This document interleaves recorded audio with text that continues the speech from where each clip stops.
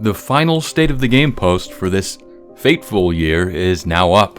The December update went live earlier today, so I thought I'd better make a video to go over what was revealed. Let's jump right in and start with ReLogic's Loki, who you're familiar with, of course. Loki wrote, "Greetings Terrarians, happy holidays everyone. It certainly is getting quite chilly where we are as winter settles in for the next several months.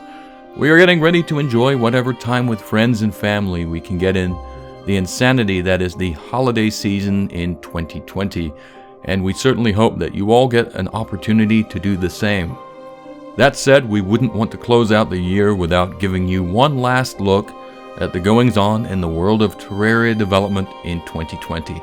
So, settle in and let's unwrap December's news." Yes, let's. Beginning, of course, with PC news.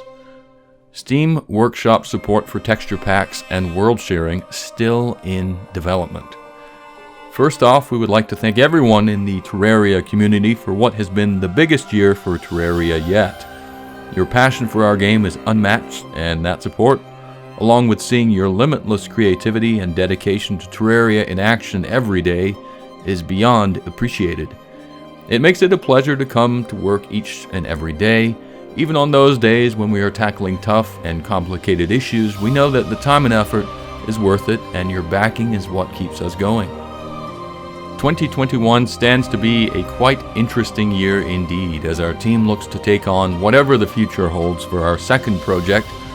Nothing to share on that front just yet. As you see below, we are still tying off loose ends with Terraria. We cannot help ourselves. But when the time is right, we look forward to doing so. Please have an amazing holiday season and stay safe and warm out there. We cannot wait to take the journey into our future with each and every one of you. Thank you. The team has made a ton of progress over the last few weeks towards our implementation of Steam Workshop for Terraria. We are at the point where we are able to actively test and refine these features internally and with our testing team. To be clear, there is a lot of back and forth iteration left to be done here based on where we are now, but the team is making huge strides every day and really enjoying diving in and trying different things to make this as cool as it can be. In the meantime, here's a sneak peek at the workshop page, which is very much a work in progress. And as they indicated, they shared this image just to give you a little sneak peek of what you might expect on the Steam Workshop page, so it's nice to see it sort of implemented. And they carried on by finishing up with, again, we would encourage everyone to check out what is already on offer in regards to texture packs and worlds here on the Terraria forums, both for ideas and to see what might hopefully be available on Workshop in the near future. They did point out as an addendum that the Steam Workshop will not support mods. For mods, you will need Tmod Loader, which is thankfully a free download, very easy to use, and it just runs separately from your main Terraria install. But you will need Tmod Loader if you want to use mods. Speaking of which, there was just a quick blurb they posted on Tmod Loader. I'm not going to read it. The long and short of it was that they're still working on porting it from 1.3.5 to 1.4, and of course it's being developed by an independent team. It's not an official thing from ReLogic or anything, so it's really just volunteer work that's porting it to Journey's End. So for the time being, you can't play modded Journey's End yet, but I guess it's proof that you can never truly have everything. But that was interesting, wasn't it? They've teased a sequel or maybe a new project. I'm guessing a new independent project. They call it a second project. They're not sharing anything yet, but maybe in 2021 we'll get our first look at whatever it is they've been working on in the background. But enough about that. What about console news?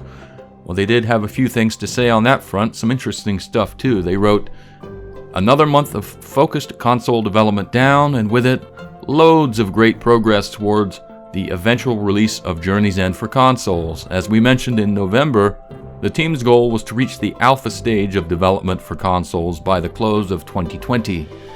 We are quite pleased to report that this is mission accomplished, and Terraria Journey's End for consoles has reached the alpha stage of development.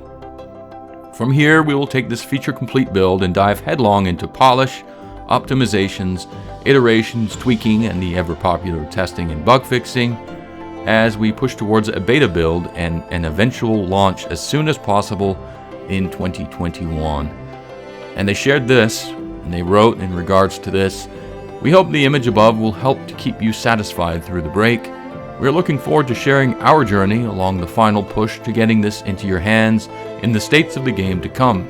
Happy holidays, everyone." So a cozy, wintry scene, I do like that. It's better than anything I could put out, that's for sure. And as an addendum for the Nintendo Switch, which is of course a console, but it's a bit different, they wrote, "See above, we are doing our very best to work on all 3 platforms at the same time in order to minimize any delay in the launch between Xbox, PlayStation, and Nintendo Switch. That is not to say they will necessarily be simultaneous, but working in parallel means we can cut way down on any possible delays." So that's nice if you're a Nintendo user. And so yeah, that's it for consoles this month. I'm afraid no videos or anything like that, no release dates, but they are in the alpha phase now, and really they're kind of in the last steps until this beta can get pushed out, I suppose. So yeah, no hiccups, no delays, just good news really. And it bodes well for the console editions that despite transitioning from Pipeworks to DR Studios as the development team, there's been no catastrophe or anything like that. So no disasters that we're aware of, so that's good. As far as mobile Terraria goes, there was just a little bit for mobile Terraria. They wrote, "Hello everyone, with the second hotfix for Mobile Journey's End out of the way, we are continuing to document any remaining issues for future fix waves. To be clear, however, we get the sense that mobile is in a good place right now, and thus our focus remains on the console front for the time being. Rest assured, however, that we are documenting and exploring, reproducing, testing any reports that come our way, so do not let up on making any issues that you encounter known via the link below." Not much else to share for Mobile Land this month, as most of the progress is on the console side. We do hope you thoroughly enjoy what Mobile Terraria has to offer over the holidays. No better time to start a new playthrough with family and friends. It truly remains an honor to be able to work on Terraria on behalf of our entire team. Thank you for your support, patience, passion, and kind words. We are so very much looking forward to keeping that momentum rolling strong into 2021. See you on the other side, Terrarians. Yeah, those are kind words. It does kind of stink that their dev budget simply can't be stretched to include parallel development of mobile 1.4.1, but yeah, I get it. I mean, it's actually kind of surprising that a single studio is able to do the PlayStation version, the Xbox version, the mobile version, and the Switch version, not necessarily all at once, but without too much of a delay between the 3 main consoles. Anyway, what else did they discuss in this state of the game? Well, there's apparently lots of new merchandise. I've mentioned it before, but this includes a collectible soundtrack on vinyl, green vinyl no less, which is pretty darn awesome. Plus all kinds of other swag. If you're interested, have a bit of pocket money to spend, you can take a look. There are all kinds of things like hoodies and pins and you name it. There's quite a bit now in their shops. Also, the parkour challenge, which was mentioned last month, well, it's now live apparently. Looks interesting. It's maybe not my cup of tea just because I know I get my butt kicked, but if you're interested in competing, check out the official post link in the video description below. It'll tell you how to compete in it and what you might win. And that's it. Maybe this will be the last 2020 update from ReLogic. I'm guessing so, but I'll keep my eyes open for any other news. I suspect they're going to be taking a bit of a holiday break soon before returning to work early in January. Hopefully everyone that's listening gets some sort of a break too. It's a good time of year to take a break. And well, that's pretty much it. We're kind of at the end of the year, but the next year, 2021, promises a lot of interesting stuff. 1.4.1 for mobile, 1.4 for consoles, and then of course this mysterious second project. What could they be working on? Well, whatever it is, I'll be sure to buy it. I'm sold on this company. They put out a good product and they've got a good sense of game development. So I'm all eager beaver on that whenever it gets mentioned, but we'll just have to be patient, I suppose. Anyway, take care everyone. Thanks for listening this far if you're still on the video, and I'll see you next time.